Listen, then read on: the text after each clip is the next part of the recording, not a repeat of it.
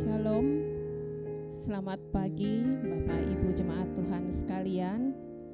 Puji syukur kita kembali boleh diberi kesempatan untuk kita beribadah pada pagi hari ini. Mari kita gunakan waktu ini untuk kita boleh bersekutu dengan Tuhan. Kita ambil waktu teduh sejenak, menyiapkan hati pikiran supaya kita fokus menikmati kehadiran Tuhan. Saya ajak kita semua untuk bersaat teduh.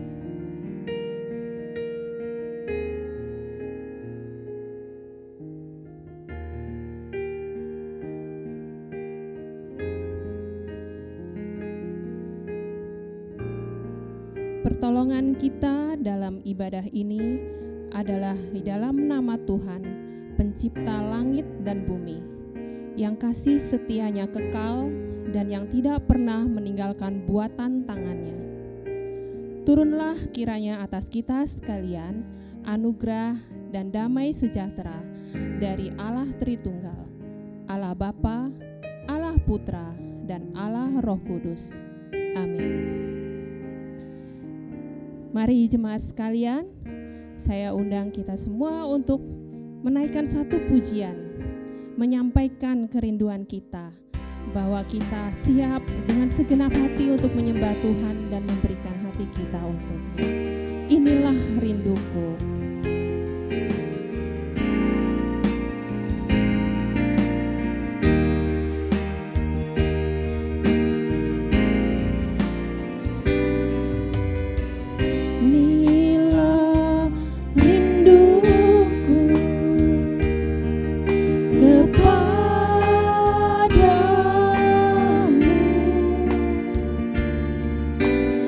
Segenap hatiku menyembahmu,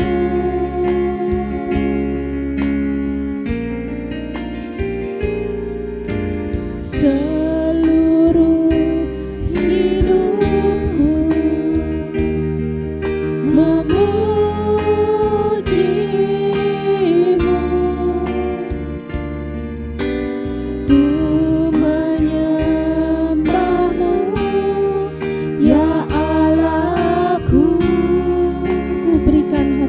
Dan jiwaku,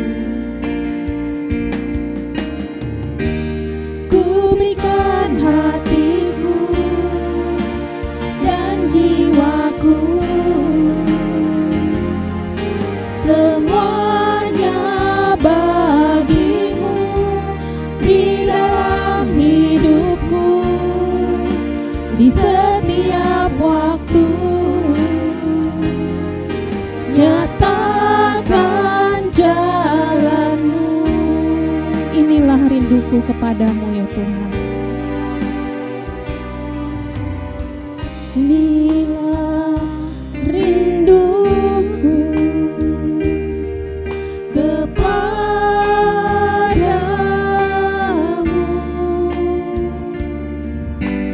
segenap hatiku menyembahmu,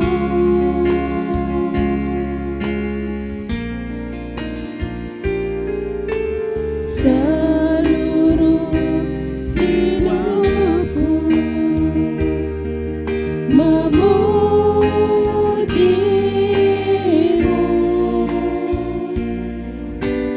Ku menyembahmu ya Allahku, ku berikan hatiku dan jiwaku, ku berikan hatiku dan jiwaku, semuanya bagimu di dalam hidupku, di setiap waktu. Nyatakan jalanmu, ku berikan hatiku dan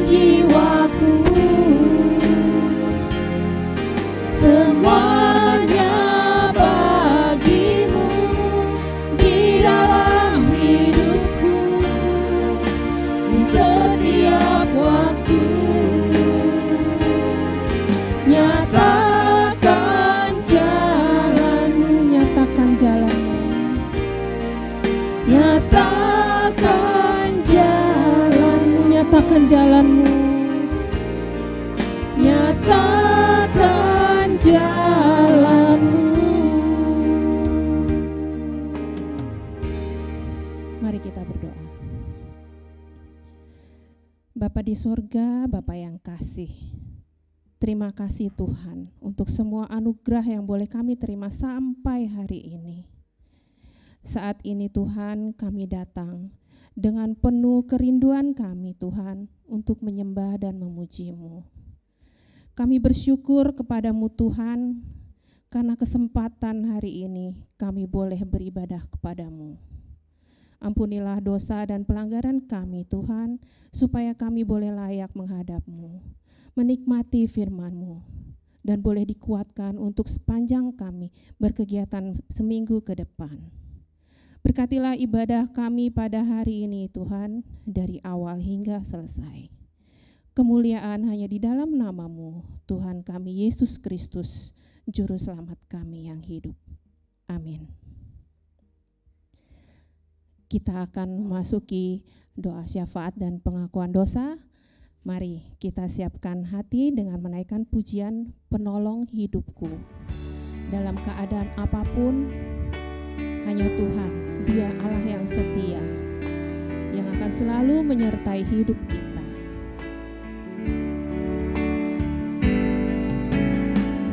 Saat ku dalam kesesakan, yang ku harap hanya Kau Tuhan. Saat badai hidup menerpa, masih ada Tuhan bagiku. Saat semua jalan tertutup, tiada yang sanggup menolong. Saat air mata tercurah, masih ada Tuhan bagiku. Penolongku hanyalah diri-Mu, penghiburku hanya Engkau Bapa-Ku, selalu menyertai hidupku. Kau Bapa-Ku yang setia.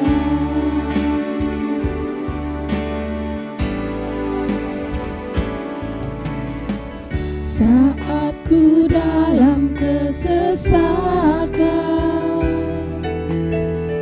yang ku harap hanya Kau Tuhan. Saat badai hidup menerpa, masih ada Tuhan bagiku. Saat semua jalan tertutup ya Tuhan, Semua jalan saat tak ada yang sanggup menolong ya Tuhan, bahkan saat air mata ini tercurah ya Tuhan, Engkau ada bagiku. saat air mata tercurah,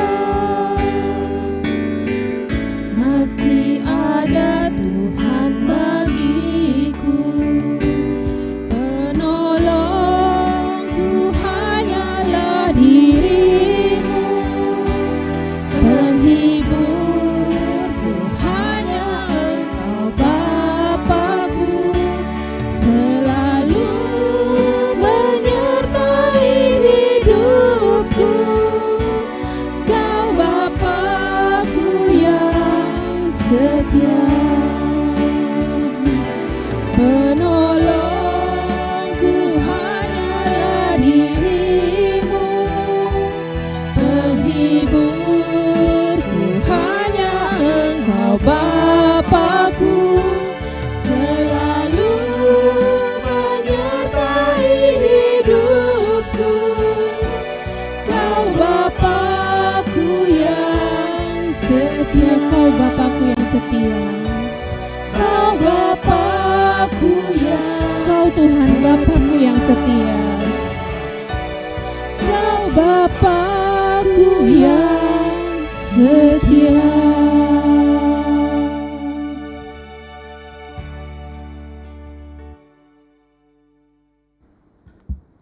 Jemaat yang kasih Tuhan, mari sebelum kita melanjutkan ibadah kita mau datang kepada Tuhan. Mari kita ambil waktu berdiam diri sejenak di hadapan Tuhan.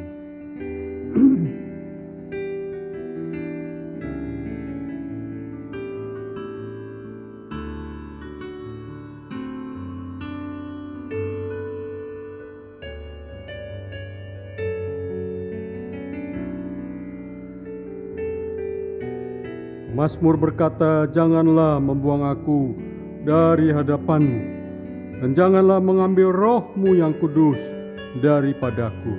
Mari kita masuk di dalam doa. Benar Tuhan, Kau tahu segala keberadaan kami. Kami adalah orang-orang berdosa. Kami membutuhkan Tuhan. Itulah sebabnya ya Tuhan, ampunilah segala salah dan dosa kami. Karena seringkali lewat tutur kata, perbuatan, dan apa yang kami pikirkan tidak berkenan di hadapan Tuhan.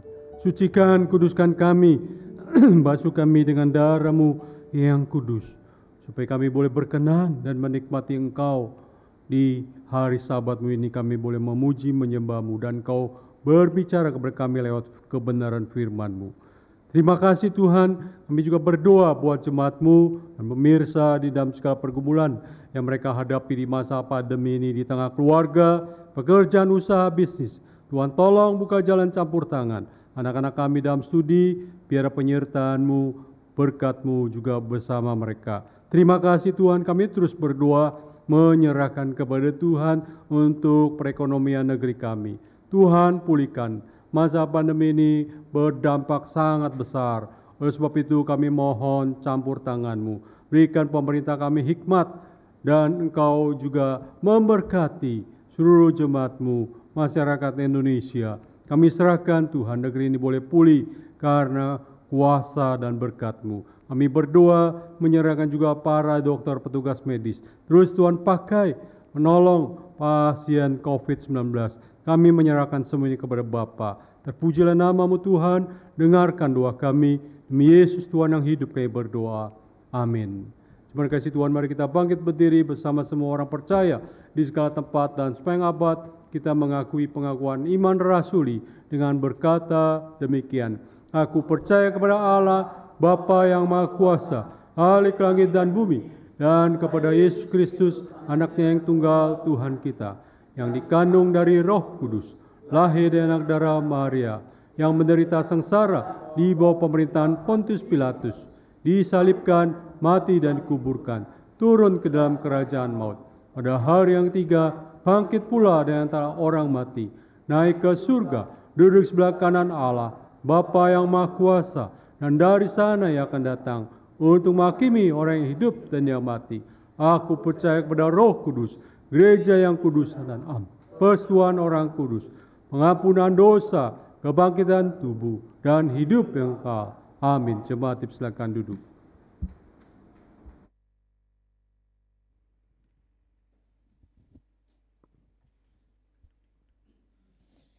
Tiba saat yang paling indah, kita boleh diberkati dan dikuatkan kembali oleh firman Tuhan. Tema hari ini adalah melawan pikiran-pikiran duniawi. Uraian firman Tuhan akan dibawakan oleh Guru Injil Wafriman Lasso. Mari kita siapkan hati kita untuk Tuhan boleh penuhkan hati kita dengan firman-Nya. Penuhkanlah bejanaku.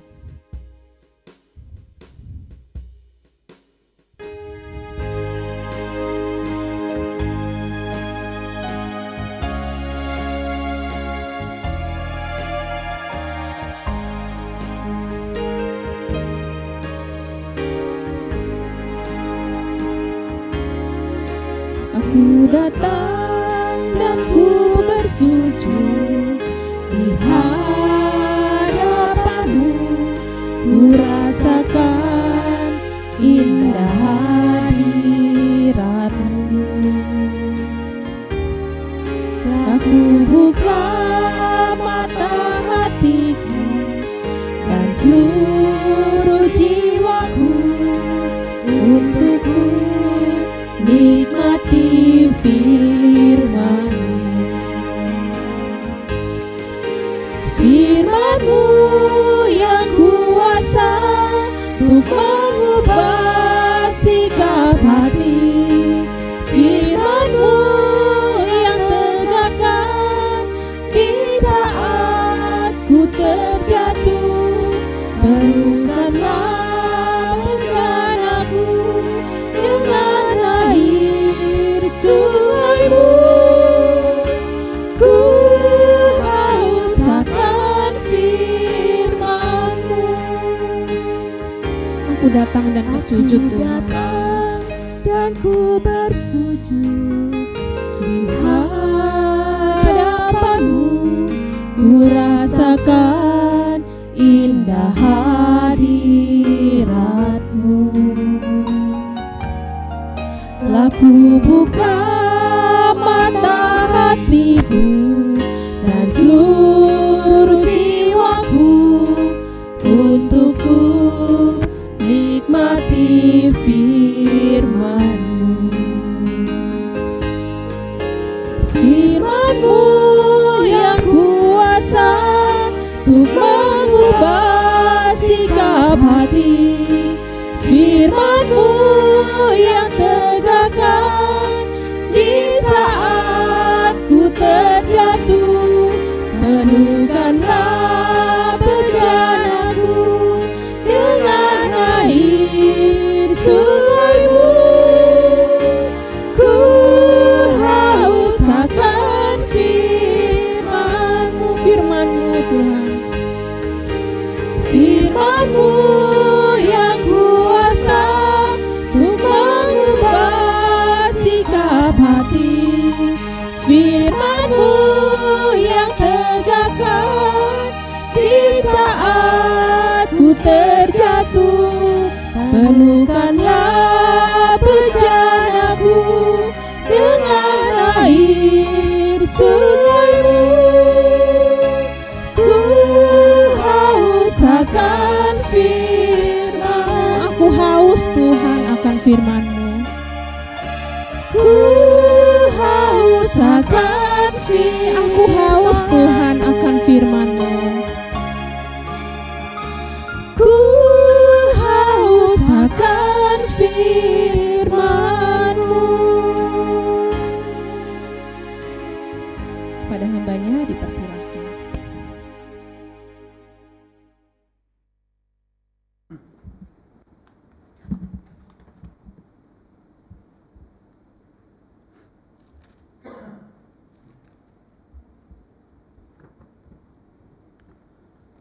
Selamat pagi semua jemaat Tuhan yang terkasih. Shalom. Kita bersyukur sekali Tuhan masih memberikan kita kesempatan untuk kembali bersama-sama menikmati hadirat-Nya melalui ibadah kita pada pagi hari ini. Telah menaikkan pujian kita dan kini tiba saatnya yang sangat indah untuk kita duduk bersama dengan keluarga kita dimanapun kita berada saat ini untuk mendengarkan akan kebenaran firman Tuhan. Saudara, saya mengajak kita untuk membuka Alkitab kita dari kitab Efesus, ya. Sekali lagi dari kitab Efesus pasal yang keempat ayat 1 sampai 24. Sekali lagi Efesus pasal 4 ayat 17. Maaf, salah di layar, salah tulis. Ayat 17 sampai 24. Bagian ini Bapak Ibu saya akan bacakan buat kita. Mari kita simak secara saksama. Ayat 17 demikianlah firman Tuhan. Sebab itu kukatakan dan kutegaskan ini kepadamu di dalam Tuhan. Jangan hidup lagi sama seperti orang-orang yang tidak mengenal Allah. Dengan pikirannya yang sia-sia. Dan pengertiannya yang gelap. Jauh dari hidup persekutuan dengan Allah. Karena kebodohan yang ada di dalam mereka. Dan karena kedegilan hati mereka. Perasaan mereka telah tumpul sehingga mereka menyerahkan diri kepada hawa nafsu dan mengerjakan dengan serakah segala macam kecemaran. Tetapi kamu bukan demikian. Kamu telah belajar mengenal Kristus karena kamu telah mendengar tentang Dia dan menerima pengajaran di dalam Dia menurut kebenaran yang nyata dalam Yesus. yaitu bahwa kamu berhubung dengan kehidupan kamu yang dahulu, harus meninggalkan manusia lama yang menemui kebinasaannya oleh nafsu yang menyesatkan, supaya kamu dibaharui di dalam roh dan pikiranmu. Ayat 24 terakhir, dan mengenakan manusia baru yang telah diciptakan menurut kehendak Allah di dalam kebenaran dan kekudusan yang sesungguhnya.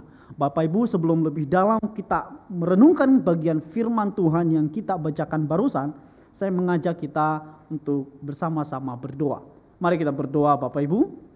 Bapa surgawi yang kami kenal di dalam Yesus Kristus yang menjadi Tuhan dan Juru Selamat kami bersyukur sekali pagi hari ini Tuhan kembali memanggil kami, Tuhan kembali memberikan kami kesempatan untuk bersama-sama beribadah di hadapan Tuhan bersama dengan keluarga kami. Bapa, saat ini kami mau merenungkan kebenaran firman-Mu. Tuhan pimpin kami sehingga kami bisa memfokuskan hati kami, sehingga kami bisa mendengarkan dan bahkan melakukan kebenaran firman-Mu. Hamba-Mu yang begitu lemah dan terbatas, sembunyikan ya Allah di balik salib-Mu, sehingga setiap apapun yang disampaikan itulah adalah isi hati Tuhan untuk disampaikan buat kami saat ini dengan sederhana, kami bisa mengerti bersama-sama dan nanti kami melakukannya. Terima kasih Tuhan, bersabdalah bagi kami melalui hamba-Mu, karena kami telah siap mendengarkan firman-Mu. Di dalam Yesus Kristus yang menjadi Tuhan dan Juru Selamat kami berdoa dan mengucap syukur. Amin.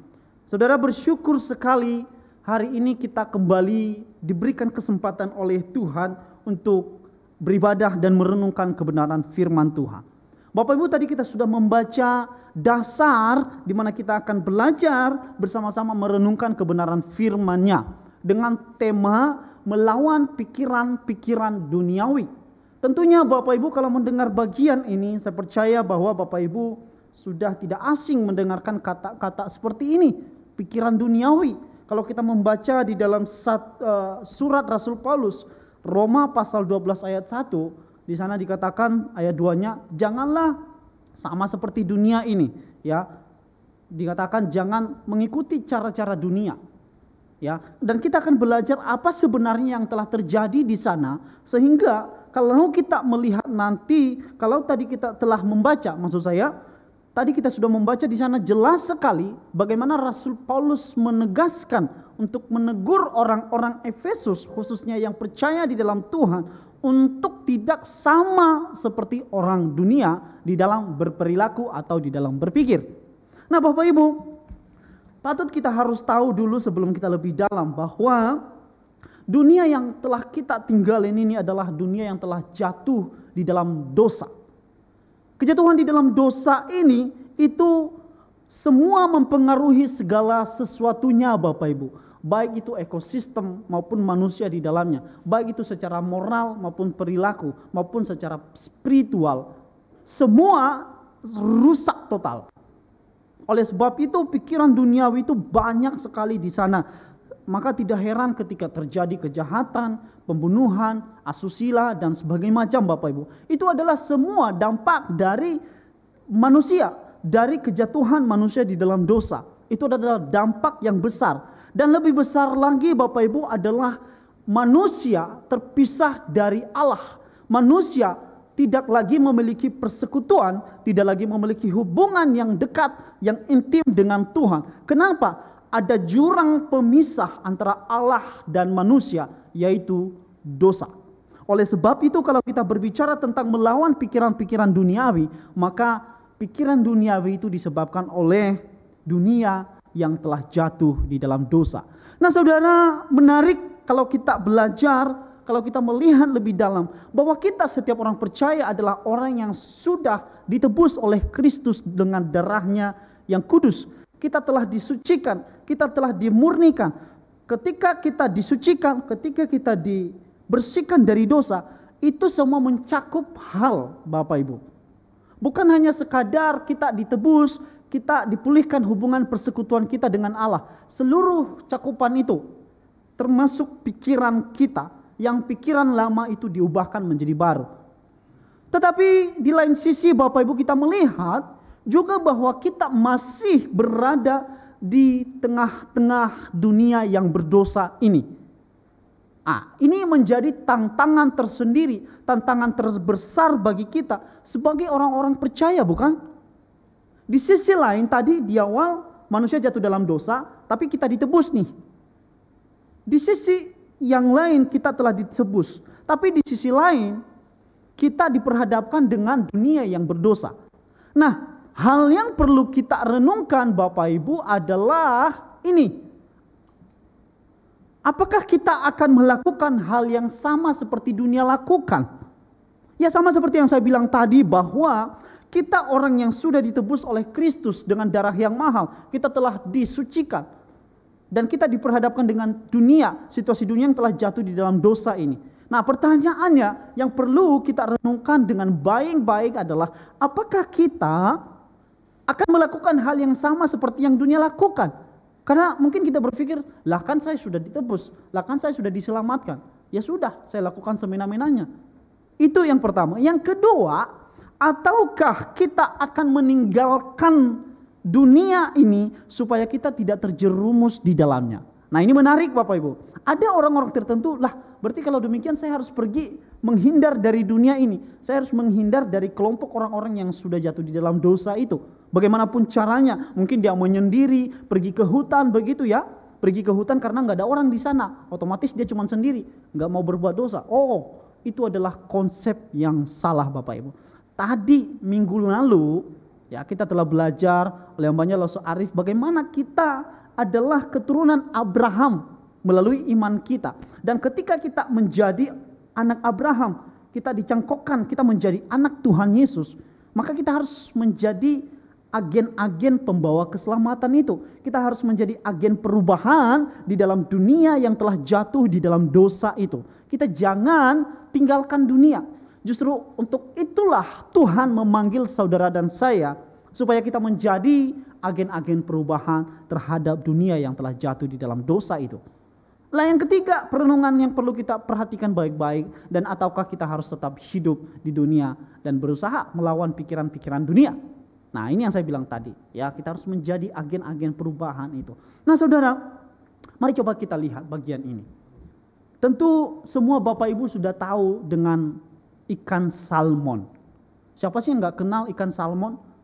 Mungkin kalau ditanya, ya kalau daerah saya mungkin ada beberapa orang yang tidak mengenal ikan salmon. Ya, tapi semua orang saya percaya mengenal ikan salmon. Saudara, Bapak Ibu sekalian terkasih di dalam Yesus Kristus dimanapun berada yang menyaksikan bagian ini. Ikan salmon merupakan jenis spesies ikan yang memiliki cara hidup yang unik dibandingkan ikan yang lain. Artinya kalau unik berarti berbeda dengan ikan yang lain. Betul, memang salmon bernafas melalui ikan, dia berenang ya di air tawar dan sebagainya macam. Nah, yang unik dari salmon adalah dia itu melawan arus, Bapak Ibu. Ya, ikan yang melawan arus. Nah, pertanyaannya, apa tujuan salmon? Apa tujuan ikan salmon melawan arus air yang begitu deras itu? Nah, salmon menghadapi perjuangan berat dalam perjalanan ke tempat mereka bertelur. Nah, tujuannya karena dia sedang bertelur, Bapak Ibu. Nah, ketika dia sedang bertelur, mereka melawan derasnya arus. Alasannya karena tidak banyak ikan. Nah, ini nih, tidak banyak ikan yang bisa melawan arus seperti yang dilakukan oleh salmon ini. Jadi, si salmon melakukan demikian supaya dia bisa menghindar dari predator-predator atau ikan-ikan lain yang akan mensantap atau menyantap telur salmon. Oleh sebab itu dia harus berusaha untuk melawan derasnya arus itu. Dia harus berusaha berbeda dari ikan-ikan yang lain. Kalau ada ikan-ikan yang lain berenang malah mengikut arus, berbeda dengan salmon. Salmon itu melawan arus supaya dia bisa melindungi telur dia dari predator-predator yang akan memakan telurnya. Nah, Bapak Ibu, dari cerita ini, dari kisah salmon ini kita bisa melihat gambaran yang sangat dahsyat. Artinya apa? Kita diperhadapkan dengan dunia yang telah jatuh di dalam dosa, dunia yang telah cemar, dunia yang telah meninggalkan persekutuan dengan Allah. Maka kita harus berani melawan arus itu. Kita harus berbeda dengan dunia. Sebagaimana dunia melakukan kejahatan, kita jangan melakukan kejahatan. Sebagaimana dunia meninggalkan persekutuan dengan Allah, maka kita jangan melakukan itu. Kita harus tetap bersekutu dengan Allah. Nanti kita akan belajar lebih dalam di dalam pembahasan keberikutnya. Nah, saudara, Mari kita kembali ke nats bacaan kita tadi, ya. Bapak Ibu yang terkasih, kita melihat bagaimana Rasul Paulus begitu tegasnya untuk memberitahu kepada pembacanya, khususnya jemaat yang di Efesus, jemaat yang membaca suratnya, supaya mereka berbeda cara berpikir mereka, cara hidup mereka, cara perilaku mereka berbeda dengan orang yang di luar Tuhan. Nah, mari kita perhatikan ada beberapa ciri-ciri yang telah atau klasifikasi orang yang di luar Tuhan, yang tidak mengenal Tuhan. Yang pertama itu jauh dari persekutuan dengan Allah. Kemudian pikiran sia-sia, kemudian pengertian gelap, kemudian bodoh dan hati degil. Nah, semua ini Bapak Ibu, sekali lagi yang saya bilang tadi di atas, itu akibat dosa yang telah menyusup di dalam diri manusia. Jauh dari persekutuan Allah itu sudah pasti. Dosa itu adalah, pengertian sederhananya adalah orang-orang yang mencari kepuasan di luar Allah. Itu dosa sederhananya. Ya, pikiran mereka sia-sia, apa yang mereka lakukan, semua apa yang orang dunia lakukan sekarang ini yang di luar Tuhan, itu adalah sia-sia belaka. Pengertian mereka gelap, apa yang mereka pikir baik, itu yang mereka lakukan, padahal itu belum tentu baik di mata Tuhan. Ini yang dimaksudkan pengertian gelap. Bodoh dan hati degil. Ya, bodoh dalam artian di sini bukan hanya secara akademik. Ya, bodoh di sini lebih ke pengertian di mana mereka berusaha menghindari kebenaran Allah meskipun mereka sudah tahu bahwa Allah itu ada.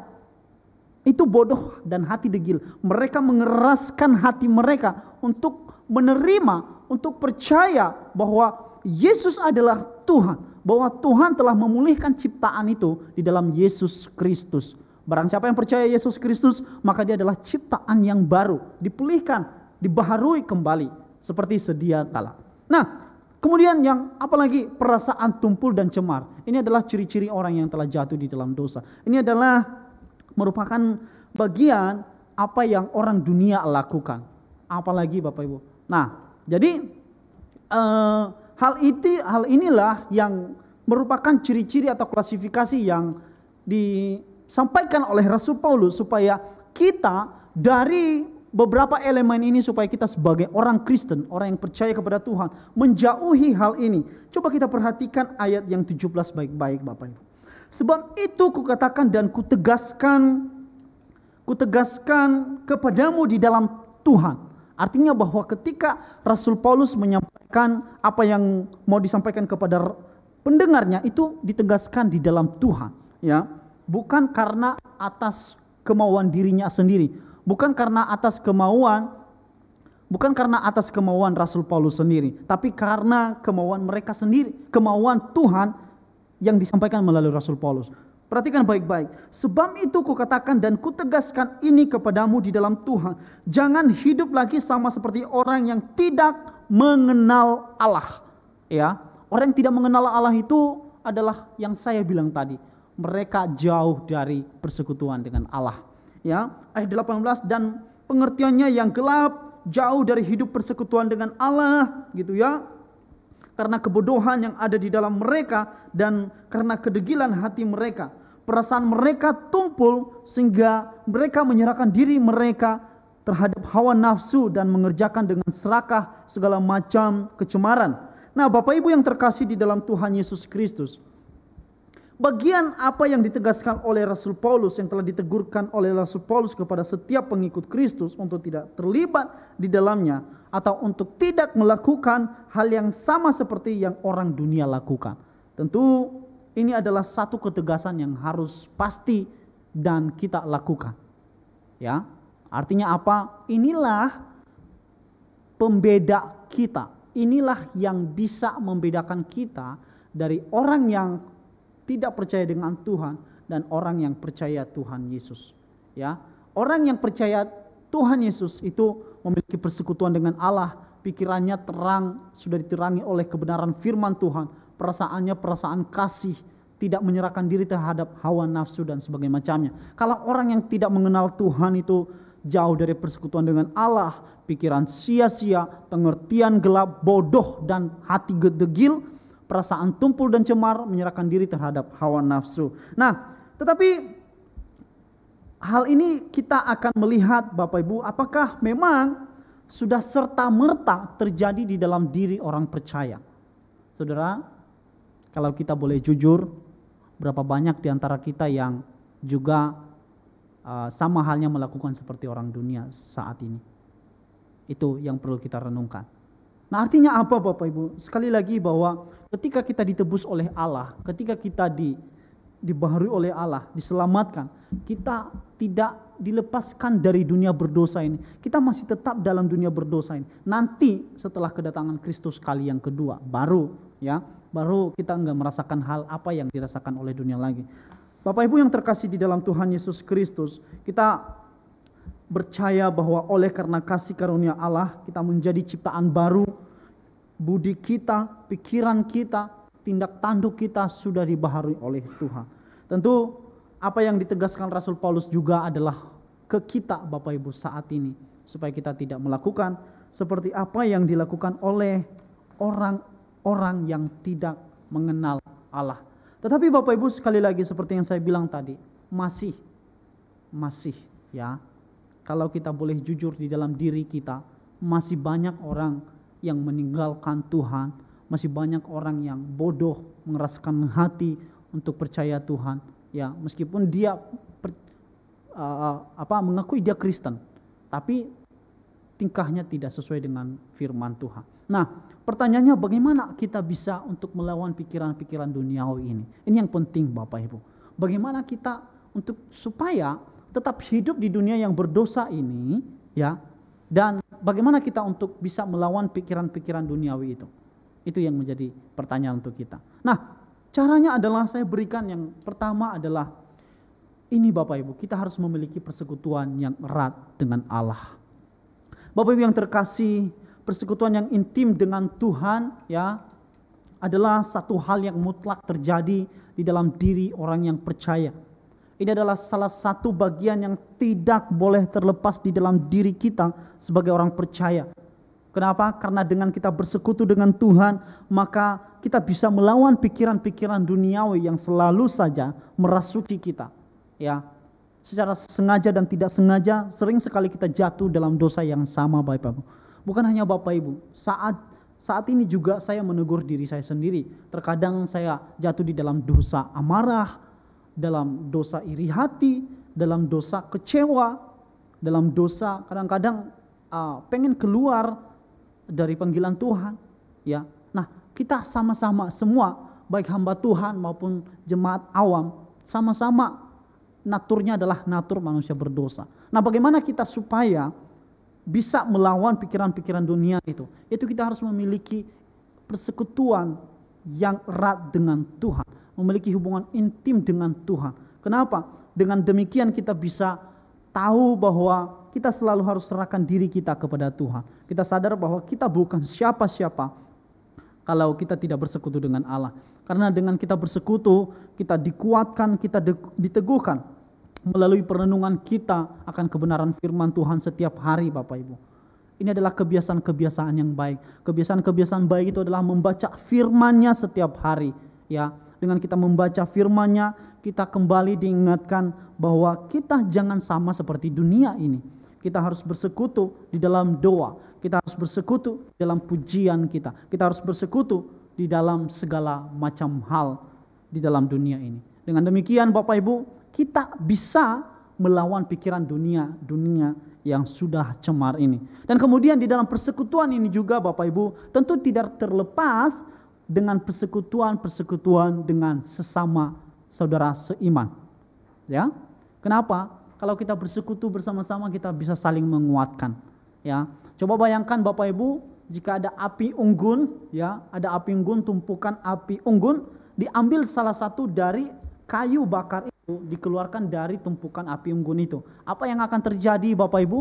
Lama-kelamaan api unggun itu akan mati sendiri. Kenapa? Karena tidak ada yang memanaskan dari luar, tidak ada yang menyokong api dia untuk tetap membara. Sama juga halnya ketika kita sebagai orang percaya, ketika kita meninggalkan persekutuan bersama dengan saudara seiman itu, maka lamban laun kita pun akan mati. Mati secara apa? Mati secara rohani.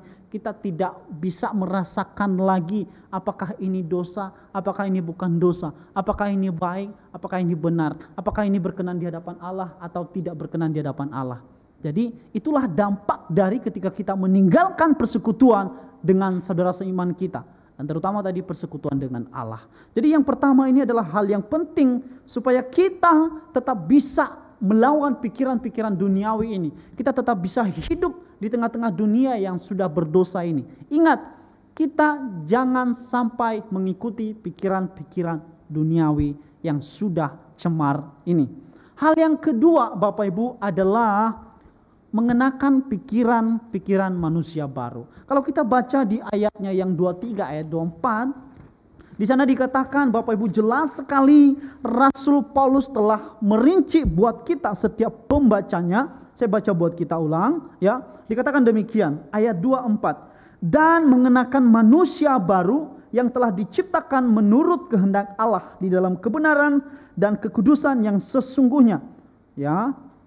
Jadi itu sudah jelas, artinya bahwa kita harus kenakan itu. Kalau kita tadi melihat bagaimana ciri-ciri orang yang telah jatuh di dalam dosa, orang yang tidak mengenal Allah itu jauh dari persekutuan dengan Allah, pikiran sia-sia, pengertian gelap, bodoh dan hati degil, perasaan tumpul dan cemar, menyerahkan diri terhadap hawa nafsu. Nah sekarang kita berbeda ketika kita dipanggil oleh Allah, diselamatkan oleh Allah dari dunia berdosa itu, kita dibaharui. Nah, di dalam pembaharuan itu bukan hanya secara spiritual, ya, bukan hanya sekali lagi, bukan hanya memulihkan hubungan kita dengan Allah, tapi segala macam aspek, termasuk salah satunya adalah pikiran kita. Pikiran yang gelap menjadi pikiran manusia baru, itu terang. Coba perhatikan gambar ini, ya, ada bentuk otak gambar, tapi ada terang. Ini menunjukkan bahwa pikiran kita itu ada terang di dalamnya, terang Kristus yang telah membaharui kita. Inilah yang membedakan kita dari orang-orang yang tidak mengenal Kristus. Pikiran kita itu sudah dibaharui, saudara-saudara. Tetapi ini kita harus terus-menerus kenakan setiap hari supaya kita bisa melawan pikiran-pikiran duniawi yang sudah cemar tadi yang saya sudah bilang, yang saya sudah terangkan dari awal. Supaya kita tidak terjerumus di dalamnya, supaya kita tidak menjadi jatuh di dalamnya, kita harus terus mengenakan pikiran manusia baru itu. Pikiran manusia baru itu apa? Ayat 23 dan 24. Kita telah dibaharui, kita menjadi ciptaan baru. Artinya apa? Kalau sesuatu yang sudah rusak ya dan dibentuk kembali, itu menjadi baru, bukan? Sama kita pun sebagai manusia ya, meskipun natur kita sebagai natur berdosa, tetapi kita telah dibaharui. Pikiran kita itu berbeda dengan pikiran duniawi. Nah, Bapak Ibu, pikiran manusia baru ini harus diterapkan di segala aspek, bukan hanya di dalam satu aspek, yaitu di dalam aspek kerohanian. Bukan, di dalam segala aspek kehidupan kita, di dalam bidang apapun yang kita pegang saat ini. Bapak Ibu yang menjadi karyawan, gunakan pikiran manusia baru.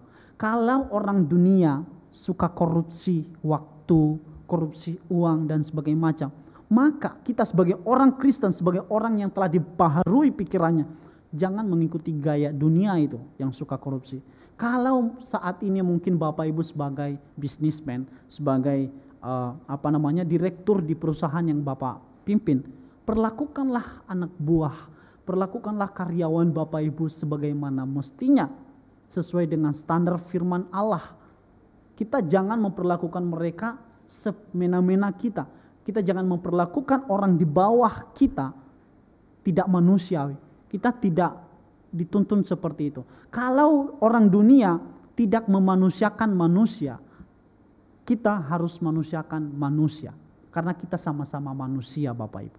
Kita jangan merendahkan mereka dengan cara-cara kita. Mungkin dengan cara memberikan upah mereka yang tidak selayaknya dan sebagainya macam. Ya, kalau Bapak Ibu apapun bidang kita, sekali lagi pikiran itu, pikiran baru yang telah diberikan oleh Kristus itu mencakup banyak hal, ya, termasuk di dalam bidang yang kita pegang. Sekali lagi, kiranya bagian ini kita diterangkan oleh firman Tuhan. Firman Tuhan ini kita tetap bisa melawan pikiran-pikiran duniawi itu. Kita tidak menjadi terjerumus di dalamnya. Dan pada prinsipnya Bapak Ibu adalah karena kematian dan kebangkitan Kristus membawa perubahan besar dalam kehidupan kita sebagai orang percaya. Ini yang perlu kita yakini, ini yang perlu kita imani Bapak Ibu. Karena Kristus telah bangkit, karena Kristus telah mati, ya. Kristus telah menguburkan segala dosa-dosa kita. Kristus telah membawa semua aib kita. Kristus telah menanggung pikiran duniawi kita. Dan Kristus bangkit menunjukkan bahwa Dia Allah, Dia mengalahkan maut. Dan itu artinya bahwa kita dibaharui. Nah, lewat kematian dan kebangkitan Kristus ini membawa perubahan seluruh di dalam hidup kita, termasuk pikiran kita setiap orang percaya. Bapak Ibu, kiranya bagian firman Tuhan yang begitu singkat ini, Allah Roh Kudus selalu mengingatkan kita, selalu mendorong kita untuk bisa bertahan, untuk bisa tetap melawan pikiran-pikiran duniawi yang sudah cemar ini. Mari kita bersatu di dalam doa. Kami bersyukur di hadapan-Mu Tuhan, oleh karena kemurahan Tuhan, kami kembali dipulihkan. Oleh karena kasih Tuhan, kami diselamatkan. Oleh karena kebaikan Tuhan, pikiran kami dibaharui kembali. Terima kasih buat kebenaran firman-Mu yang telah meneguhkan, menguatkan kami. Ajarkan kami ya Bapa, supaya kami tetap bersekutu dengan Allah, supaya kami tetap mengenakan pikiran-pikiran baru yang dari Kristus itu. Terima kasih Tuhan Yesus. Di dalam nama Yesus Kristus kami berdoa dan mengucap syukur. Amin. Selamat hari Minggu semuanya Bapak Ibu. Shalom.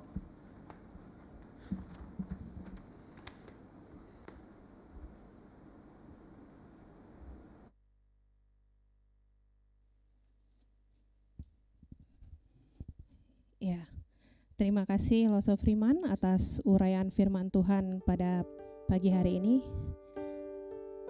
Bapak Ibu Saudara, kalau ikan salmon aja Tuhan mampukan untuk bisa melawan arus demi kebaikan hidupnya, terlebih lagi kita, anak-anak yang dikasihinya.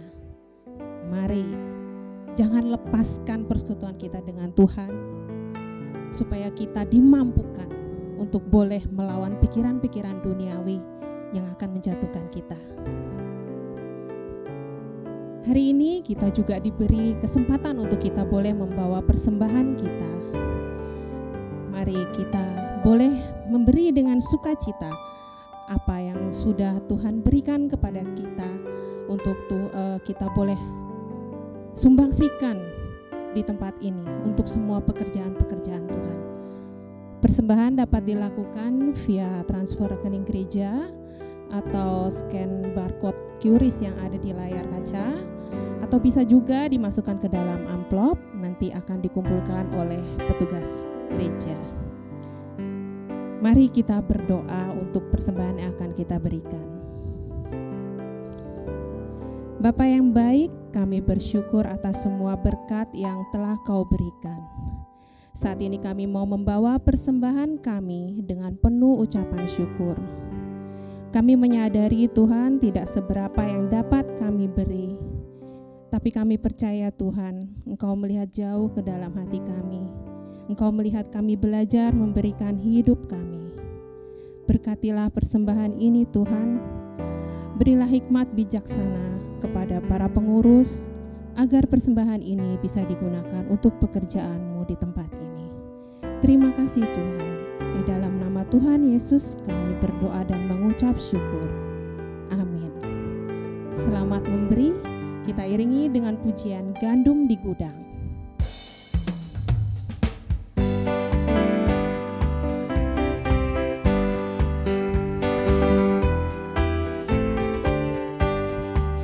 Berhari-hari tabur bibit cinta, tabur tengah hari sampai malamlah.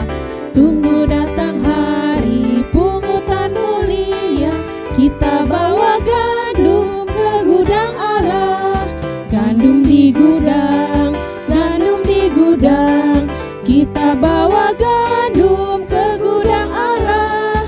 Gandum di gudang, gandum di gudang, kita bawa gandum ke gudang Allah. Tabur waktu panas, tabur waktu hujan, janganlah takut biar ribut datanglah. Segera genaplah kerja, datang perhentian, kita bawa gandum ke gudang Allah. Gandum di gudang, gandum di gudang, kita bawa gandum ke gudang Allah.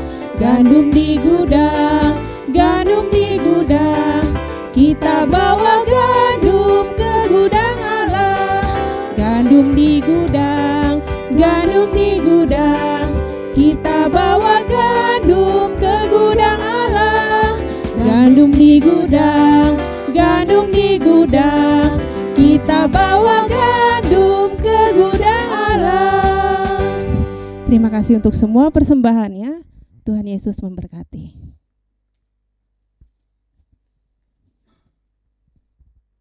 Shalom Bapak Ibu Saudara, kita bersyukur kita boleh kembali lagi datang bersama-sama beribadah, memuji menyembah Tuhan di hari Sabat ini. Saya berdoa Bapak Ibu Saudara sekalian pemirsa juga dalam keadaan sehat, dalam perlindungan, penyertaan dan berkat Tuhan terus menyertai kita semua. Bapak Ibu Saudara, warta di depan tadi biar kita boleh ingat, perhatikan. Mari kita juga ambil bagian dalam ibadah-ibadah di komisi, baik di dalam persuanan doa setiap Jumat malam dan juga persuanan wanita, persuanan youth, Bapak Ibu Saudara via Zoom biar kita boleh terus bertumbuh bersama. Minggu depan, dalam minggu pertama kita memasuki awal bulan, kita akan bersama-sama juga beribadah dan menerima perjamuan kudus. Kesempatan untuk kita juga boleh menerima boleh membawa persembahan perpuluhan kita. Mari kita siapkan semuanya untuk Tuhan, untuk ketaatan, kesetiaan kita kepada Tuhan. Bapak Ibu Saudara, jangan lupa webinar kita yang kedua pada tanggal 7 Mei berbicara tentang malaikat dan setan dengan pembicara yang sama, Bapak Pendeta Andreas Himawan, Doktor Teologi, dosen STT Amanat Agung Jakarta. Mari bergabung via Zoom dan YouTube pada tanggal 7 Mei Jumat pertama. Kita akan bersama-sama menikmati pesta rohani ini. Perhatikan, ingat, dan catat supaya kita diberkati. Dan juga kita boleh bertanya Bapak Ibu Saudara, ada Linktree untuk Bapak Ibu Saudara bisa ikut link Zoom dan juga link untuk kita boleh bertanggung jawab di dalam Linktree itu. Tuhan memberkati kita semua. Kita akhiri ibadah pagi ini dengan pujian doksologi menerima berkat Tuhan. Mari kita bangkit berdiri bersama-sama.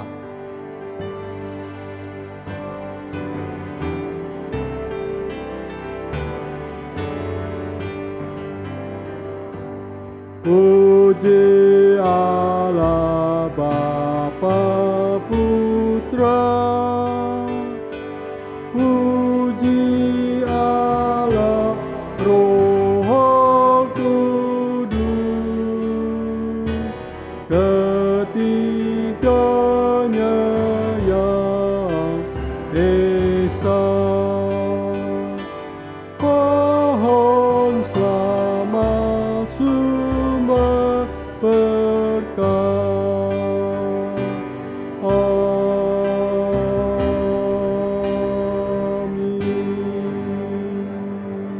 Jemaat yang kasih Tuhan dan pemirsa, arahkanlah hatimu kepada Tuhan dan terimalah berkat yang daripada Tuhan. Cinta kasih Allah Bapa yang sempurna, anugerah keselamatan dan damai sejahtera dari Tuhan kita Yesus Kristus, kekuatan pertolongan dari Allah Roh Kudus selalu menyertai kehidupan keluarga, pekerjaan, usaha, studi anak-anak kita, dan kehidupan kita hari lepas hari, mulai sekarang sampai selama-lamanya, sampai Tuhan Yesus datang kedua kali menjemput kita yang percaya. Amin. Amin.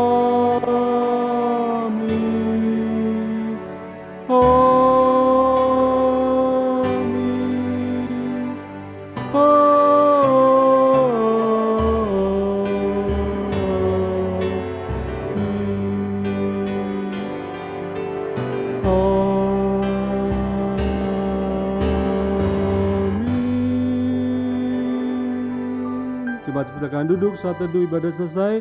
Jangan lupa membaca Alkitab sehari 2 pasal, merenungkan 1 ayat. Tuhan memberkati, selamat berhari Minggu.